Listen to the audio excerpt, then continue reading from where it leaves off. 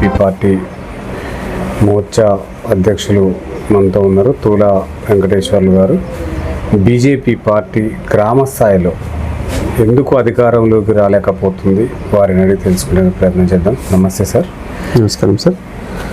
మొదటిగా BJP party గ్రామ స్థాయిలో ఎందుకు అధికారంలోకి రాలేకపోతుంది? సార్, మంచి ప్రశ్న వేశారు. ముందుగా తెలుగు టీవీ ఛానల్ వారికి శుభాకాంక్షలు తెలియజేస్తూ, ఆల్ ది బెస్ట్ తెలియజేస్తూ, మీరు అడిగిన ప్రశ్నకి ఇప్పుడు మనకు గ్రామ స్థాయిలో సరైన ప్రచారం ఇంకా లేదు. మోడీ చేస్తున్న కార్యక్రమాలు ఇది నిజంగా సెంట్రల్ నుంచి వస్తున్నాయనే సంగతి తెలియకుండా కేవలం ఏ పార్టీ అధికారంలోకి ఉందో వాళ్ళే ఇస్తున్నట్టు వాళ్ళు ఫోకస్ చేసుకుంటున్నారు. కాబట్టి కేంద్రం నుంచి మనకు ఇన్ని పథకాలు వస్తున్నాయి. అట్టడుగు వర్గాలకు సబ్కా సాత్ సబ్కా Vikas, poor of the poor, A scheme పెట్టినా పార్టీలకు అతీతంగా, కులాలకు అతీతంగా, మతాలకు అతీతంగా ఎవరైతే poor of the poor real eligible ఎవరైతే ఉంటారో ఆన్లైన్లో చేసుకున్నా సరే వాళ్ళకి వెళ్తుంది స్కీమ్. ఈ స్కీమ్ను ఎవరు ఇంప్లిమెంట్ చేస్తారు?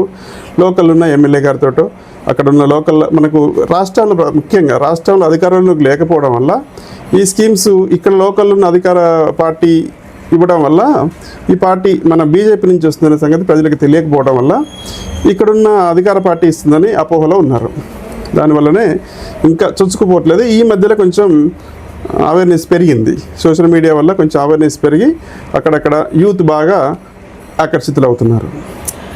ఓకే సార్, ఇప్పుడు బీజేపీ పార్టీ అనేది మండల గ్రామ స్థాయిలో ఉన్న నాయకులు ఎవరైతే ఉన్నారో వాళ్ళలో ఐకమత్యం లేక కూడా కొంత విలేజ్ గ్రౌండ్ లెవెల్లో రావట్లేదని చెప్పేసి అంటున్నారు. ఇది ఎంతవరకు వాస్తవం అంటారు సార్? రాష్ట్రాలు అంటున్నారా, మండలాలు అంటున్నారు? మండల గ్రామ స్థాయిలో ఉన్న బీజేపీ నాయకులలో ఐకమత్యం లేదంటున్నారు. ఓకే, అది ఒక రకంగా చెప్పాలంటే వాస్తవమే అనుకోవచ్చు. కోఆర్డినేషన్ లేదనమాట. కోఆర్డినేషన్ ఎవరికి వారు ఆధిపత్యం కోసం పోటీ పడుతున్నట్టున్నది. అసలు మనకి అధికారమే లేదు. ప్రజలకి ఎట్లా రీచ్ కావాలి, ప్రభుత్వానికి తీసుకురావడానికి మనం ఏం చేయాలనేది కాకుండా ఎవరిది లీడర్షిప్, ఎవరిది ఫోకస్ కావాలి అంటే వ్యక్తిగత ప్రయోజనాల కోసం పనిచేసేటోళ్ళు ఎప్పుడు కూడా అది అక్కడే ఉండిపోతారు. పార్టీ కోసం పనిచేయాలి. పార్టీని అధికారంలో తీసుకొస్తే నాకు వస్తుంది, నీకు వస్తుంది, ప్రజలకు కావాల్సిన సౌకర్యాలను అందుతాయి. అట్లా కాకుండా కేవలం వ్యక్తిగత ప్రయోజనాల కోసం కొందరు అక్కడక్కడ మనకు సరైన ఇక్కడ ప్రోత్సాహం లేకపోవడం వల్ల కూడా, లోకల్లో ఉన్నటువంటి పెద్ద నాయకుల నుంచి ప్రోత్సాహం లేకపోవడం వల్ల కూడా, ఇప్పుడు ఇంతకుముందు తెలంగాణ వచ్చిన తర్వాత కేసీఆర్ గారు కానీ ఇప్పుడున్న అధికార పార్టీ కానీ మీటింగ్ అంటే చుక్క ముక్క లాగా అలవాటు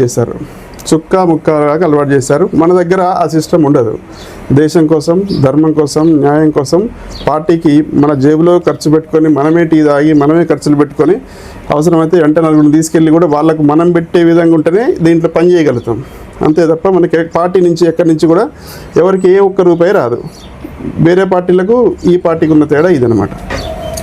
ఓకే సార్, ఇప్పుడు గ్రామ స్థాయిలో ఎవరైతే ఉన్నారో అంటే మీరు ఎంపీటీసీలు కానీ, ఎమ్మెల్యేలు కానీ, సర్పంచులు కానీ, వార్డు మెంబర్లు కూడా గెలుచుకోలేనంత స్థిరంగా రావడానికి గల కారణాలు ఏంటి? ఎవరిదంటారు లోపం? అంటే ఇప్పుడు చేసిన పాపం తలా పిడికడు అన్నట్టుగా ఐకమత్యం, కోఆర్డినేషన్ లేకపోవడం వల్లనే. ఇప్పుడు ఫర్ ఎగ్జాంపుల్ చెప్పాలంటే అంతకుముందు జరిగినటువంటి అసెంబ్లీ ఎన్నికల్లో మనకు ఎక్కడ కూడా ఉప ఎన్నికల్లో డిపాజిట్ కూడా రానటువంటి కాంగ్రెస్ పార్టీ అధికారంలోకి వచ్చింది.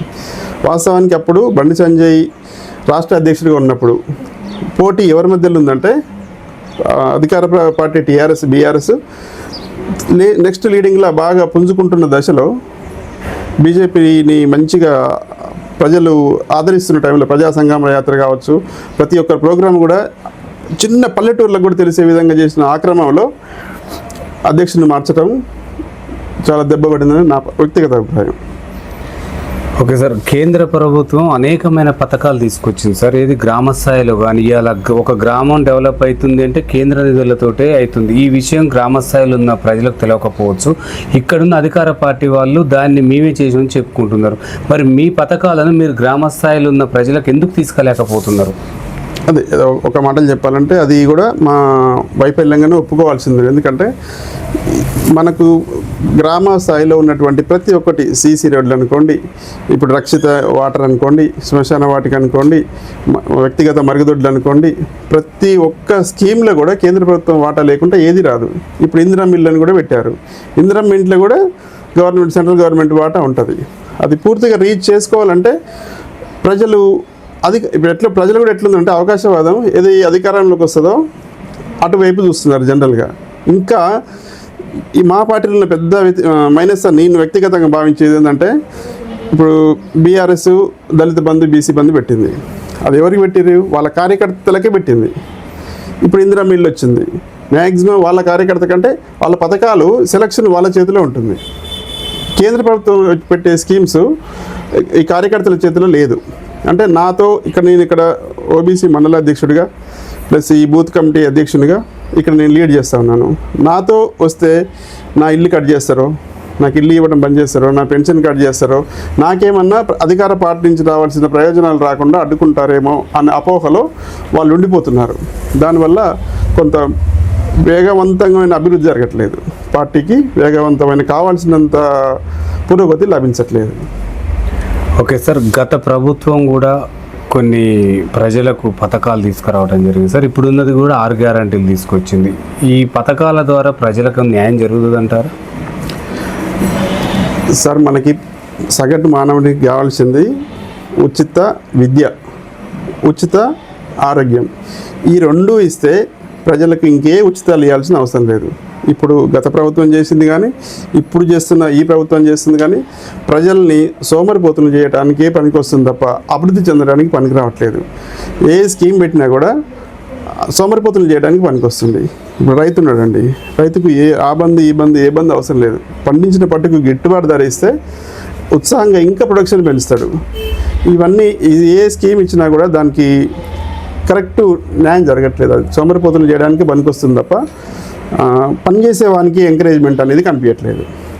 అది నా వ్యక్తిగత ఉద్దేశం. ఓకే సార్, కేంద్రమైన చేయొచ్చు కదా సార్, ఉచిత విద్య, ఉచిత వైద్యం గ్రామ స్థాయిలో కూడా బలోపేతం చేయొచ్చు కదా సార్. కేంద్ర నిర్ణయం తీసుకొని చేస్తే కొంత మీ పార్టీ కానీ అండ్ ప్రజలకు కూడా ఉపయోగపడుతుంది, పార్టీ కూడా బలోపేతం అవుతుంది కదా సార్. ఈ నిర్ణయం ఎందుకు తీసుకోలేకపోతుంది? తప్పకుండా మేము ప్రతిసారి ఇక్కడ నుంచి మాకు శాలిగౌరవ నుంచి ప్రతిసారి డైరెక్ట్ నరేంద్ర మోడీ గారి ఛాంబర్కి మేము లెటర్లు రాస్తూ ఉంటాం. డిమానిటైజేషన్ దగ్గర నుంచి చాలా సలహాలు ఇచ్చాము ఆ ఛాంబర్కి, పిఎం ఛాంబర్ గారికి. కొన్ని ఇంప్లిమెంట్ కూడా అయినవి, ఇది కూడా పంపించాము. త్వరలో అవుతుందని నేను ఆశిస్తున్నాను. కంపల్సరీ చాలా అవసరం, very very need, essential need అనమాట. ఉచిత విద్య, ఉచిత ఆరోగ్యం ఇస్తే వాడు హెల్దీగా ఉంటాడు, వాడు చదువుకుంటాడు, వాడు స్వయంగా స్థిరపడటానికి అవకాశం ఉంటుంది. ఒక ఉద్యోగం సంపాదించుకుంటే భార్య, పిల్లల్ని, తల్లిదండ్రులని అందరిని పోషించుకోగలుగుతాడు. అట్లా కాకుండా ఏదో కొంత ఉచితాలు ఇస్తే ఫ్రీ బియ్యం అంటే ఇది ఫ్రీ అండ్ బస్సు ఫ్రీ అంటే బస్సు ఫ్రీ ఎవరు అడిగారు సార్? అసలు ఉచిత బస్సు ఎవరు అడిగారు?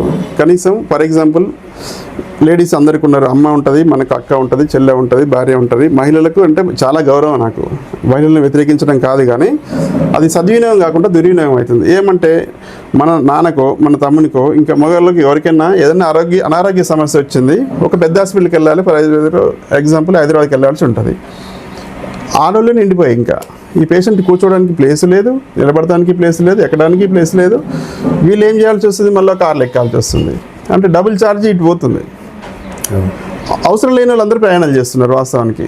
కాబట్టి దీనికి ఈ ఉచిత బస్సు అనేది దానికి రెస్ట్రిక్షన్స్, మార్గదర్శకాలు ఏమైనా మార్చితేనే ఇది ఏమన్నా ఉంటుంది. లేకపోతే ఇటు ఆర్టీసీ లాసు, ఇటు ప్రజలు లాసు. ప్రజలు కట్టిన పన్నులే, ప్రతి రూపాయి కూడా ఏ గవర్నమెంట్ వాళ్ళ ఇంట్లోకి వెళ్ళి ఇవ్వట్లేదు, వాళ్ళ ఆస్తులమ్మ ఇవ్వట్లేదు. మన డబ్బు, ప్రజల సొమ్ము, మనం కట్టిన ట్యాక్సుల నుంచి వచ్చే డబ్బుని అచ్చంగా వాళ్ళ అధికారంలోకి రావడానికి రాంగ్ కమిట్మెంట్స్ ఇచ్చి పూర్తిగా మన ఆర్థిక వ్యవస్థను దెబ్బతీస్తున్నారు. దివాలాకు రాష్ట్రం అయిపోయింది. మన మిగిలిన బడ్జెట్ రాష్ట్రం కాస్త అప్పుల బడ్జెట్ అయిపోయింది.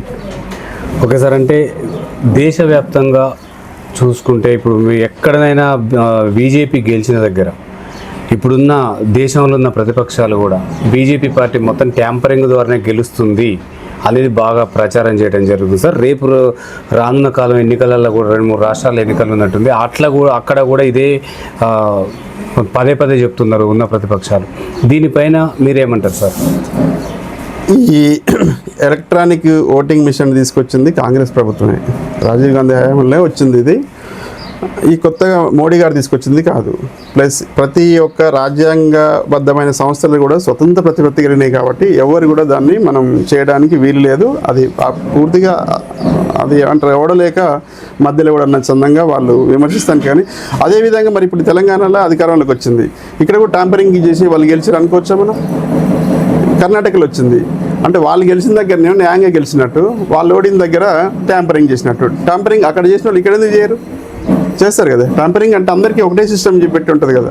మరి కొన్ని రాష్ట్రాలలో ఎందుకు పోతుంది? అది కాదు. ఈ బీజేపీ చేసేది ఎట్లుంటుందంటే స్లోగా తెలుస్తుంది ప్రజలకు. ఉచితాలు ఇవ్వదు కాబట్టి దీని వెనుక మర్మం ఏంటి అనేది ఇప్పుడు బస్సు సేమ్ అయింది, అది సేమ్ అయింది, ఇది సేమ్ అయింది, అది డైరెక్ట్గానే తొందరగా తెలుస్తుంది ప్రజలు. నా ఇంట్లోకి ఏమొస్తుందని తొందరగా తెలుస్తుంది. బీజేపీ చేసే పథకాలు కొంచెం లేట్గా తెలుస్తాయి, డైరెక్ట్ కాకుండా ఇండైరెక్ట్గా తెలుస్తుంది అనమాట. అప్పుడు దానికి కొంచెం సమయం తీసుకుంటుంది, కానీ అంతకు తప్ప ఏం లేదు. రాబోయే కాలంలో ఖచ్చితంగా బీజేపీ పార్టీని అధికారంలోకి వస్తుంది. వచ్చిందంటే ఎక్కడైనా మీరు చూడండి, ఏ రాష్ట్రంలో అయినా కనీసం 10-15 సంవత్సరాలు తగ్గకుండా అధికారంలో ఉంటుంది. తప్పకుండా మన రాష్ట్రానికి మంచి రోజులు రాబోతున్నాయి. ఓకే సార్, నిన్న ఇక్కడ కొంతమంది అంటే గ్రామ ప్రజలు సార్, ఓకే సార్, గ్రామ స్థాయిలో నిన్న మా దృష్టికి చాలా గ్రామాలలో ఒక సమస్యను తీసుకురావడం జరిగింది సార్. ఈ గ్రామాలలో జరుగుతున్న ఉపాధి హామీ పని ఏదైతే ఉందో ఆ పనిని కేంద్ర ప్రభుత్వం వ్యవసాయానికి అనుసంధానం చేస్తే కూలీల కొరత తగ్గుద్ది, రైతులకు ఉపయోగపడుతుందని చెప్పేసి కొంతమంది తీసుకురావడం జరిగింది సార్. దీనిపైన మీరు ఎంపీల దృష్టికి తీసుకెళ్లారా? మీరు 7 ఉన్నారు ఎంపీల దృష్టికి తీసుకెళ్ళాం సార్ ఆల్రెడీ.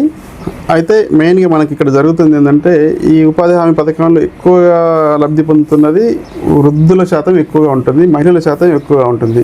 వాళ్ళు చేయగలిగిన పనులను గుర్తించి వాళ్ళు ఏ పనులు అయితే చేయగలుగుతారో, మామూలుగా ఇప్పుడు కంప చెట్లు తీసేస్తారు, అంటే అన్స్కిల్డ్ వర్క్స్, నైపుణ్యం లేని పనులు అయితే చేయగలుగుతున్నారు. నైపుణ్యం ఉన్న పనులు చేయగలిగే విధంగా దీన్ని కూడా అప్డేట్ చేస్తే బాగుంటుందని ఆల్రెడీ మేము ఎంపీల దృష్టికి తీసుకెళ్ళాం.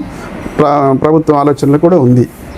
ఇప్పుడు జరిగిన మార్పులు, ఈ పేరు మార్చడం, మహాత్మా గాంధీ పేరు తీసేయటం, రామ్జీ అని పెట్టడం, దీన్ని అంతా మార్చడానికి కూడా దీని ప్రతిపక్షాలు ఏదో దీన్ని తీసేయబోతున్నారు, దీన్ని క్లోజ్ చేస్తున్నారు అనే విధంగా అడ్డగోలు ప్రచారం చేస్తున్నారు. అదేం లేదు. ఎక్కడ కూడా అవినీతికి తాగు లేకుండా పారదర్శకంగా ఉండాలి. కొన్ని దగ్గర ఫీల్డ్ అసిస్టెంట్లు కానీ, కొందరి దగ్గర మేట్లు కానీ, కొన్ని ఏరియాలో టీఏలు కానీ, ఈసీలు కానీ, ఎవరికి ఎంత వీలైతే అంత దాన్ని దుర్వినియోగం చేసే ప్రయత్నం జరుగుతుంది. కొన్ని సామాజిక తనిఖీలలో వెలుగు చూసినాయి. కాబట్టి అలాంటిది కాకుండా ఫేస్ తోటే స్కాన్ చేసి ప్రతి ఒక్క కూలీని కూడా కెమెరాతో స్కాన్ చేసి ఆ విధంగా ఎక్కడ కూడా దుర్వినియోగం జరగకుండా నిజమైన కూలీకే లబ్ధి చెందే విధంగా దీన్ని మార్పులు చేర్పులు చేస్తున్నారు. ఏదైనా ప్రజలకు ఏదైతే అవసరమో ఖచ్చితంగా బీజేపీ ప్రభుత్వం దాన్ని గమనిస్తుంది, దాన్ని మార్పు చేస్తుంది, ఆ విధంగా అప్డేట్ చేస్తుంది. ఆ విధంగా మేము కూడా ప్రతిదీ కూడా మేము సిఫారసు చేస్తాం. దాంట్లో ఎలాంటి డౌట్ లేదు. ఓకే సార్, రాష్ట్రం కానీ కేంద్ర ప్రభుత్వం కానీ రాష్ట్ర ప్రభుత్వం కానీ గ్రామాలలో ఈ ప్రజలు చాలా ఇబ్బంది పడుతున్నారు సార్. కోతులు, వీధి కుక్కల ద్వారా ఏమందంటే కుక్కల ప్రేమికులు అంటారు. ఈ కోతుల విషయానికి వస్తే దేవుడు అనే ఒక సెంటిమెంట్ తోటి ఏం చేయలేకపోతున్నారు, ప్రజలు ఇబ్బంది పడుతున్నారు. దీనిపైన ఎట్లాంటి నిర్ణయాలు తీసుకుంటే బాగుంటుంది? మీరు మీ సలహా సూచనలు ఏమున్నాయి సార్ మీ పార్టీ తరఫున? ఇప్పుడు కుక్కల బెడద ఇంతకుముందు బాగున్నది. మనం కుక్కల బెడద తగ్గించాలంటే పశువుల డాక్టర్లు వాటికి కుటుంబ నియంత్రణ చేయటం, దాన్ని తగ్గించటం, పెంచుకుంటే దాన్ని కరెక్ట్గా వ్యాక్సిన్ చేసి దాన్ని ఇంట్లో పెంచుకొని వ్యాక్సిన్ చేసుకున్న వాటి వల్ల ఎలాంటి ఇబ్బంది ఉండదు. ఈ ఊర్లలో జరుగుతున్నది ఏంటంటే ఏదో ఇంటి ముందర ఉంటుంది, దానికి ఇంత అన్నం పెడతారు, వదిలేస్తారు, తర్వాత అది పిల్లలు చేస్తుంది. ప్రభుత్వం కరెక్ట్గా చేయాల్సిన విధంగా కుటుంబ నియంత్రణ వాటికి చేయకపోవడం వల్ల ముబ్బడిగా పెరిగి పిల్లల మీద దాడి చేయటం, వృద్ధుల మీద దాడి చేయటం, ఈ రకంగా ఈ కుక్కలతోటి ఇంత బాధపడుతున్నామంటే మూలిగా నక్క మీద తాటిపండు పడ్డట్టు ఇప్పుడు కోతులు అయిపోయినాయి. కేసీఆర్ గారు మరి గత 10 సంవత్సరాల నుంచి ఆయన అధికారంలో 2 టర్ములు కూడా అడవుల్ని పెంచుతున్నాను, కోతులు వాపసు పోతాయి, అడవులు పెంచుతున్నాం అన్నారు. మరి ఒక కోతి కూడా వాపసు పోయినట్టు కనిపించలేదు. ఇంకా కోతుల సంఖ్య కూడా పెరిగింది. దానికి కూడా ఖచ్చితంగా ఇది టోటల్గా ప్రభుత్వ డాక్టర్ల, పశు వైద్య డాక్టర్ల కంట్రోల్లో ఉంటుంది. కాబట్టి దానికి మ్యాక్సిమం వీలైనంత వరకు ఇప్పుడు మా దగ్గర అయితే లేటెస్ట్గా బుట్టీలు తీసుకొచ్చి అడవిలో వదిలిపెట్టే కార్యక్రమం మా సర్పంచ్ గారు చేస్తున్నారు. మేము దాన్ని అప్రిషియేట్ చేస్తున్నాం. ఇట్లా చంపడం నేరం కాబట్టి జంతు ప్రేమికులు చంపడం నేరమే, కానీ దానికంటే ముందు వ్యక్తులు కూడా చనిపోతున్నారు. ఇక్కడ స్పందించట్లేరు జంతు ప్రేమికులు. అంటే జంతువులే కావాలి, మనుషులు లేరేమో. మనుషులు కావాలి, జంతువులు కావాలి, అందరం బతకాలి. సమసమాజం ఇది, రామరాజ్యం. మనం బతుకుతూ అన్ని జీవులు కూడా బతికించే రాజ్యం ఇది. కానీ జంతు ప్రేమికులు ఏమైనా ఒక పాముకో, కుక్కకో, కోతికో అయితే అల్లరి చేస్తారు. అదే కుక్క ఒక మనిషిని పట్టి పీక్కు తిని ఇది చేసినప్పుడు కనీసం కూడా స్పందించరు. అంటే వీళ్ళకి కావాల్సింది ఏంటంటే ప్రచారం కోసమే పనిచేస్తారు తప్ప దాంట్లో చిత్తశుద్ధి లేదని నేను అంటాను. ఓకే సార్, ఇప్పుడు రాష్ట్రంలో బాగా అలచలవుతున్న విషయం సార్ మంత్రి పదవుల విషయంలో. ఈ మంత్రి పదవులు కావాలని చెప్పేసి ఇప్పుడున్న అధికార పార్టీ వాళ్ళు, మేము ఉద్యమం లేకపోతే ఇలా ముఖ్యమంత్రి అయ్యేటోడు అని ఒక లీడరు, ఉద్యమ నాయకులకి మంత్రి పదవి ఇవ్వడానికి ఇంకో నాయకులు, ఇలా అనుకుంటూ వస్తున్నారు సార్. మరి దీనిపైన మీ అభిప్రాయం ఏంటి సార్? మంత్రి పదవులు అంటే చాలా పారామీటర్స్ ఉంటాయి. వాళ్ళ కులాల వారీగా కానీ, ప్రాంతాల వారీగా కానీ ఆ పారామీటర్స్ అన్నీ ఉంటాయి. ముఖ్యంగా మన రాష్ట్రంలో బాగా ట్రెండింగ్ అవుతున్నది కోమటిరెడ్డి రాజగోపాల్ రెడ్డి గారి విషయం. కాబట్టి ఆ పార్టీలో కూడా ఒక ఇంట్లో 2 పదవులు ఉండొద్దు అనేది ఒక వాళ్ళు పెట్టుకున్న నిబంధనే. ప్లస్ ఆల్రెడీ 2 రెడ్డీస్ మన దగ్గర పెద్ద పదవుల్లో ఉన్నారు. ఉన్న కీ పదవులు మొత్తం రేవంత్ రెడ్డి గారు చాలా భద్రంగా పకడ్బందీగా దాచుకున్నారు, ఎవరికి ఇవ్వకుండా. అంటే ఏం జరుగుతుందంటే వాళ్ళ పదవులు కాపాడుకోవడానికే సరిపోతుంది ఇలా టైం అంతా. ప్రజలకు ఎట్లా సేవ చేయాలని మర్చిపోయారు అంతే. అధికారంలోకి వచ్చింది 2 సంవత్సరాలు అయిపోవచ్చింది, 3వ సంవత్సరం నడుస్తుంది. ఎవరి సీట్ను వాళ్ళు కాపాడడానికే సరిపోతుంది. ఈ వర్గపోరే జరుగుతుంది తప్ప ప్రజలకు మనం మెరుగైన సేవ ఎట్లా చేయగలుగుతాం, మనం ఎట్లా ప్రజలకు మనం చేరువ కావాలి. మళ్ళొకసారి మళ్ళీ ప్రజల దగ్గరికి వెళ్ళాలంటే మనం ఇచ్చిన హామీలు ఏంటి, ఏమి ఇచ్చినాం, ఎన్ని చేసినాం. కేసీఆర్ 1 ఇస్తే నేను 1.5 ఇస్తాను. ఒకటి లేదు, నర తర్వాత అసలు ఇచ్చింది గత ప్రభుత్వం ఇచ్చింది ఇస్తూ వీలైనప్పుడు నీ బడ్జెట్ని బట్టి ఇంకా పెంచే ప్రయత్నం చేయి. కానీ రైతు బంధు ఉండి ఆయన 8,000 ఇస్తే ఈయన ఏమి ఇస్తాడు, 12,000 ఇస్తా అని చెప్పిండు. అసలు గతి లేదు. ఒక కారు ఇస్తాడు, ఒక కారు వదిలేస్తాడు. అంటే లాస్ట్కి ఏమవుతుంది, ఆయన ఇచ్చిందంటే సాంగ్ కూడా ఇవ్వట్లేడు. కానీ చెప్పింది ఏంటి, డబుల్ ఇస్తా అని చెప్పిండు, ఎక్కువ ఇస్తా అని చెప్పిండు. ప్రతిది కూడా 2,000 పెన్షన్ 4,000 చేస్తున్నాడు, 4,000 పెన్షన్ 6,000 చేస్తున్నాడు. ఆ పెన్షన్ లాస్ట్ చివరి 30కో 31కో వస్తుంది. కానీ ఉద్యోగస్తులకు ఫస్ట్ తారీఖు జీతాలు లేవు, పెన్షనర్స్కి కరెక్ట్ సమయాల్లో రావట్లేదు. వీళ్ళకి ఎంతసేపు వాళ్ళ పదవులు కాపాడుకోవడానికే ఇంకా ఏ ప్రభుత్వ భూముల మీద డబ్బులు వస్తాయి, దేన్ని నమ్మితే డబ్బులు వస్తాయి, దేనికి యాడ్ చేసుకుందాం, ఎట్లా వెనకేసుకుందాం, ఇంకా 4 తరాలు బాగుపడాలనే దాంట్లో ఉన్నారు తప్ప ప్రభుత్వం ప్రజలకు చిత్తశుద్ధి చోటి సేవ చేయాలనే అది లేదు. ఈ పదవులు వీళ్ళ వర్గ పోరాటాలు, ఆయన ఢిల్లీ పోతే ఈయన గల్లీకి రావడం, ఈయన గల్లీ పోతే ఢిల్లీ పోవడం, ఇదే జరుగుతుంది తప్ప చిత్తశుద్ధి లేదు. ఓకే సార్, రాష్ట్రం కేంద్ర ప్రభుత్వాలు ప్రవేశపెట్టిన ఉచిత పథకాలపైన మీ అభిప్రాయం ఏంటి? మీరు రేపు అధికారంలోకి మీ పార్టీ వస్తే ఈ ఉచితాలను ఉంచుతారా, తీసేస్తారా? ఉచితాలని ఒకేసారి తీయలేమండి. బాగా అంటే కొన్ని అవసరమైనవి ఉన్నాయి దీంట్లో, కొన్ని అవసరం లేనివి కూడా ఉన్నాయి. దీన్ని సమీక్షించుకొని ఏదైతే పూర్ ఆఫ్ ది పూర్ ఎవరికైతే అసలు నిరుపేదలకు చెందాల్సిన స్కీమ్స్ కూడా బాగా, అంటే రేషన్ కార్డ్స్ మెయిన్గా ఎక్కడ జరుగుతుంది, రేషన్ కార్డ్స్ 4 ఎకరాలు ఉన్నాయనకు, 5 ఎకరాలు ఉన్నాయనకు, 10 ఎకరాలు ఉన్నాయని కూడా రేషన్ కార్డ్స్ ఇస్తున్నారు. ఇప్పుడు మనకు BPL family below poverty line అంటే ఇక్కడ దానికి ఒక పారామీటర్ అనేది తగ్గింది. అది ఆ రకంగా అంటే ఈ గవర్నమెంట్ స్కీమ్స్ అందరికీ పోతున్నాయి. ఏ ఊర్లో గవర్నమెంట్ జాబ్ ఉన్న వాళ్ళకి ఒక 10-20 మందికి తప్ప దాదాపు టోటల్గా అందరికీ వెళ్తున్నాయి. అట్లా కాకుండా నిరుపేదలు అంటే ఏ భూమి లేని వాళ్ళకి, వృద్ధులకు, వితంతువులకి, వాళ్ళకి అట్లాంటి వాళ్ళకి ఉచితాలు ఇవ్వాల్సిందే, వాళ్ళు కొంచెం పెరిగేదాకా. కానీ 10 ఎకరాల భూస్వామికి, 20 ఎకరాల భూస్వామికి ఇవన్నీ ఉచితాలు ఇవ్వటం వల్ల సామాన్యుడికి ఇబ్బంది జరుగుతుంది, మనం కట్టిన పన్నులు దుర్వినియోగం జరుగుతుంది. దాన్ని సమీక్షించుకొని నిజమైన పేదలకు ఏదైతే చెందాలో దాన్ని ఉంచుకోవాలి. ఈ ఫ్రాడ్ అయ్యేటివి మనం సమీక్షించుకొని దాన్ని పునరాలోచించుకొని తీసేయాలి, నిర్దాక్షిణ్యంగా తీసేయాలి అంతే. ఇంకా ఓకే సార్, ఇప్పుడు శాలిగౌరారం మండలం కానీ దాని పరిధిలో ఉన్న గ్రామ పంచాయతీలలో కానీ మీ బీజేపీ పార్టీ బలోపేతం కోసం తుల వెంకన్న గారు ఏ విధంగా కృషి ఉండబోతుంది?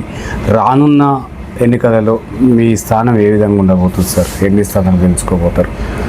బీజేపీ పార్టీ ఫస్ట్ నుంచి కూడా ఎక్కడ ఏ ఏరియాలో అధికారంలోకి వచ్చినా కూడా మన బూత్ జీతేతో దేశ్ జీత. మనం ఫస్ట్ నుంచి కూడా బూత్ మీదనే కాన్సన్ట్రేషన్ చేస్తాం. బూత్ గెలిస్తేనే ఏదైనా గెలుస్తుంది. బూత్లో వదిలిపెట్టుకొని అంత నేను రాష్ట్ర స్థాయి నాయకుడిని, నేను ఆ స్థాయి నాయకుడిని, నేను ఈ స్థాయి నాయకుడిని అని చెప్పేసి ఆ బూత్లకు వస్తే ఈవెన్ ప్రధానమంత్రి మోడీ గారు కూడా ఒక బూత్ అధ్యక్షుడే. కాబట్టి ప్రతి ఒక్కరూ బూతులనే పనిచేయాలి. బూతులో పనిచేసి నిజమైన పేదలు ఎవరున్నారు, నిజమైన పథకాలు అభివృద్ధి చెందుతున్నాయా లేకపోతే దుర్వినియోగం అవుతున్నాయా దాని మీదనే టోటల్ వర్క్ మొత్తం బూత్ మీదనే పనిచేస్తాం. బూత్ మీదనే పనిచేస్తూ ఈ పథకాలని మోడీ గారు పెట్టిన ప్రతి ఒక్క పథకాన్ని కూడా అట్టడుగు వర్గాలకి చెందేలాగా తెలిసేలాగా ప్రయత్నం చేసి తప్పకుండా పార్టీని ముందంజలు తీసుకెళ్ళడానికి ఎనీ టైం మేము ముందుంటాం. అదే ఆ దిశలోనే ప్రయత్నం చేస్తున్నాం. సార్ రేపు రానున్న 29 ఎన్నికలు వస్తాయి కదా సార్, ఆ ఎన్నికలలో బీజేపీ అధికారంలోకి వస్తుందంటారా? ఒకవేళ వస్తే రాష్ట్రంలో ఎలాంటి నూతన మార్పు రాబోతుందంటారు? ఇప్పుడు మొన్న కాంగ్రెస్ గెలిచింది అంటే కేసీఆర్ మీద కుటుంబ పాలన, దళిత బంధు, బీసీ బంధు అలా కార్యకర్తలకే పెట్టుకోవడం, ఇటువంటి దాంతో అవినీతి పెరిగింది, బంధు ప్రీతి పెరిగింది, కుటుంబ పాలన అని చెప్పేసి ప్రజలు మార్పు కోరుకున్నారు. ఆ కోరుకున్న మార్పుని నిజం చెప్పాలంటే బీజేపీగా మేము ఓపెన్గా చెప్పాలంటే దానికి సరైన విధంగా క్యాచ్ చేసుకోలేకపోయినాం. కాబట్టే ఆ పార్టీ ఫిరాయింపుదారులు కొందరు కాంగ్రెస్లో చేరి మరో పార్టీ ఫిరాయింపుదారుని అధ్యక్షుని చేసి మరో పార్టీ ఫిరాయింపుదారుడు ఈరోజు ముఖ్యమంత్రిగా చలామణి అవుతున్నాడు.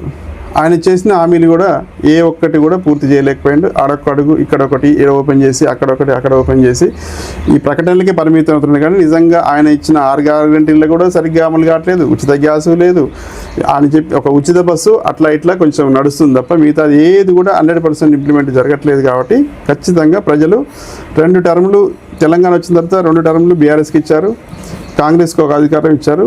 కాబట్టి ప్రజలందరూ కూడా ఒకసారి బీజేపీకి ఇద్దాం. ఈసారి కేంద్రంలో ఉంది డబుల్ ఇంజిన్ సర్కార్ ఉంటేనే స్కీమ్స్ మంచిగా జరుగుతాయి, అభివృద్ధి కనిపిస్తుంది వేరే రాష్ట్రాలలో. ఏదన్నా కానీ ఒకసారి మార్పు చూద్దామనే విధంగా ప్రజలు బీజేపీ వైపు చూస్తున్నారు, బీజేపీ కోసం చూస్తున్నారు. ప్రతి దాంట్లో కూడా వాళ్ళు గమనిస్తున్నారు, టీవీలు చూస్తున్నారు, సోషల్ మీడియా చూస్తున్నారు, ఎక్కడ ఏం జరుగుతుంది అనేది వాళ్ళు గమనిస్తున్నారు. కాబట్టి ఖచ్చితంగా బీజేపీకి పూర్తి ఆధిక్యత వచ్చే అవకాశం ఉంది. సార్ ఇప్పుడు రానున్న ఎన్నికలను ఉద్దేశించి అసెంబ్లీ స్థానాలు పెంచుతామని చెప్పేసి అంటున్నారు సార్. 179 180 చేస్తున్నారు. అది చేయటం వల్ల రాష్ట్రంలో ఏమన్నా మార్పులు వస్తాయంటారా? అందరికీ పార్టీల కోసం పనిచేసే నాయకులకు న్యాయం జరుగుతుందంటారా? ఇది నా దృష్టిలో అయితే పదవుల పందేరమే తప్ప మనకు ఇంతకుముందు ఉన్న జిల్లాలను పెంచి ఒక జిల్లాని 3 జిల్లాలు చేశారు. ఆ రకంగా అధికార నియామకం జరిగింది ఎక్కడన్నా? కొత్త ఉద్యోగాలు ఏమైనా సృష్టించారా? కొత్త కలెక్టర్లు వచ్చారా? కొత్త ఐపీఎస్లు వచ్చారా? కొత్త ఐఏఎస్లు వచ్చారా? వాళ్ళని ఇక్కడ ఇన్ఛార్జ్ పెట్టారు. ఇంకా అద్దె భవనాలు నడుస్తుంది. దానివల్ల ఉపయోగం ఏముంది? ఎన్ని చేసుకుంటే ఉపయోగం ఏముంది? ఆ రకంగా ఎంప్లాయ్మెంట్ కూడా పెరిగితే మనకు ప్రజల దగ్గరికి పాలన వచ్చేలాగా ఉంటుంది. ఉమ్మడి నల్గొండలు ఉన్నప్పుడు అదే ఐఏఎస్ ఆఫీసర్ ఉన్నాడు, అదే కలెక్టర్ ఉన్నాడు, వాళ్ళే ఉన్నారు. ఇప్పుడు మళ్ళీ 3 జిల్లాలు వచ్చినా కూడా వాళ్ళే ఇన్ఛార్జీలు గమనిస్తున్నారు. కానీ మళ్ళీ ఆ రకంగా బిల్డింగ్స్ పెరిగి, ఆ స్టాఫ్ పెరిగి, ఆ ఉద్యోగాల సృష్టి జరిగితే అప్పుడు నిజంగా ప్రజలకు చేరుతుంది. ఇది కూడా అంతే. అసంతృప్తులందరికీ ఎమ్మెల్యే సీట్లు వస్తాయి, ఎంపీ సీట్లు వస్తాయి, పదవుల పందేరానికి పనికొస్తుంది. కానీ ఆ రకంగా ఆ స్టాఫ్ కూడా పెరిగినప్పుడే కరెక్ట్ సద్వినియోగం జరుగుతుందని నేను అనుకుంటున్నాను. సార్ ఫైనల్గా మీ శాలిగౌరవం ప్రజలకి, మీ కార్యకర్తలకు కానీ, మీ నాయకులకు కానీ, మీ పార్టీ బలోపేత కోసం ఈ 6 గ్యారెంటీలు, కాంగ్రెస్ ప్రభుత్వం 6 గ్యారెంటీల విషయంలో కూడా ఏం చెప్పదలుచుకున్నారు సార్? ఈ 6 గ్యారెంటీల విషయంలో ప్రభుత్వం పూర్తిగా విఫలమైపోయింది. రేవంత్ రెడ్డి గారు నిర్లజ్జగా చెప్పిండు, నేను మోసం చేస్తానికే ప్రజలు సిద్ధపడ్డారు, నేను మోసం చేస్తానికే సిద్ధపడ్డారు, నన్ను నమ్మిర్రు, నేను మోసం చేస్తానికి సిద్ధపడ్డా, వాళ్ళు మోసపోతానికి సిద్ధపడ్డారు అని చెప్పేసి స్టేట్మెంటు. ఇంకా ఏ బ్యాంకుల దగ్గర పోయినా దొంగను చూసినట్టు చూస్తున్నారు, మాకు అప్పులు ఇవ్వట్లేరు, మాకు రుణాలు దొరకట్లేవు, ఇంకా మేమేం చేయలేమనే విధంగా అసలు ఒక ముఖ్యమంత్రి స్థాయిలో ఉండి నేను మోసం చేసినా వాళ్ళు మోసపోస్తానికి సిద్ధపడ్డారంటే ఇంత ఘోరమైన ముఖ్యమంత్రిని, ఇంత ఇంకా నిర్లజ్జగా ఒక ముఖ్యమంత్రి స్థాయిలో ఉండి ఒక ప్రథమ ప్రజలు అయ్యండి రాష్ట్రానికి నేను మోసం చేస్తున్నా అని ఒప్పుకున్నాడంటే ఇంతకంటే దౌర్భాగ్యం లేదు. ఇక ఓటుకు నోటు కేసు అదేమవుతుందో వాళ్ళు ఎక్కడ ఉండాలో అక్కడే ఉంటారు. కానీ అదే మన రాష్ట్ర ప్రజల దౌర్భాగ్యం అనమాట ఇది. అట్లాంటి వ్యక్తిని మన ముఖ్యమంత్రిగా చూడడం, ఈ రకంగా మనం ఇబ్బంది పడవలసి వస్తుంది. కాబట్టి ఖచ్చితంగా మార్పు కోరుకుంటారు. సరైన వ్యక్తిని మరొకసారి అధికారంలోకి వస్తారు. సార్ ఫైనల్గా ఒక చిన్న విషయం సార్, గత ఎన్నికలలో బీజేపీ అధికారంలోకి వస్తే బీసీ ముఖ్యమంత్రిని చేస్తామని చెప్పి ప్రకటన చేసింది సార్. రేపు రానున్న ఎన్నికల్లో కూడా బీజేపీనే ముఖ్యమంత్రిగా చేస్తే ఆ అభ్యర్థి అంటే ఆ వ్యక్తి ఎవరై ఉంటారు బీసీలో? మీ అభిప్రాయం? అది పార్టీ అధిష్టానం నిర్ణయిస్తుంది. నాకు తెలిసి అయితే మళ్ళీ కూడా బీసీ ముఖ్యమంత్రి అనే నినాదం మాత్రం ఉంటుంది. దానికి మళ్ళీ ఇంకా పోయేది లేదు. పార్టీ ఖచ్చితంగా ఏదైతే స్టాండ్ చెప్పిందో వెనక్కి వెళ్ళేది అస్సలు. కేంద్రం ఒక హామీ ఇచ్చే ముందు 1కి 4 సార్లు ఆలోచించి అమలు చేయే విధంగా ఉంటేనే హామీ ఇస్తుంది తప్ప ఉత్తగియ్యదు. ఖచ్చితంగా బీసీ నినాదానికి కట్టుబడి ఉంటుంది. బీసీలకు అగ్రపీఠం మోడీ దగ్గర నుంచి కూడా ఇప్పటి వరకు కూడా ఇప్పటిదాకా అంతా రెడ్డిసీ అయినారు, ఓసీలు అయినారు. కాబట్టి ఖచ్చితంగా బీసీ ముఖ్యమంత్రిని మనం చూడొచ్చు. మనకు నా ఉద్దేశం అయితే బండి సంజయ్ గారు అయితే బాగుంటుందని నా వ్యక్తిగత అభిప్రాయం. ఓకే, ప్రజల దగ్గరికి బాగా తీసుకెళ్ళింది, ఇవి ఒక ఊపు తీసుకొచ్చింది బండి సంజయ్ గారు. కేంద్ర మంత్రిగా ఉండి కూడా బీజేపీని ఒక గల్లీ స్థాయిలో, బూత్ స్థాయిలో ఇట్లా ఒక జెండాలు పట్టుకొని తిరిగేలాగా, నేను బీజేపీ అని గల్లగిరిసేలాగా కాలేజీ పిల్లలు జీన్ ప్యాంటు రబ్బర్ చెప్పులు అని చెప్తూ ఉంటారు బాగా. అట్లాంటి వాళ్ళందరినీ ప్రభావితం చేసి ప్రజా సంగ్రామ యాత్ర అని చెప్పి ప్రజలకు చొచ్చుకుపోయేలాగా చేశాడండి. కాబట్టి అట్లాంటి వ్యక్తి అయితే బాగుంటుందని నా వ్యక్తిగత అభిప్రాయం. పార్టీ హైకమాండ్ ఏం తీసుకుంటే అదే జరుగుతుంది. ఫైనల్గా వ్యక్తిగత అభిప్రాయం మాత్రమే. Okay sir, thank you sir. చూస్తున్నామండి మీ తెలుగు టీవీ. Thank you.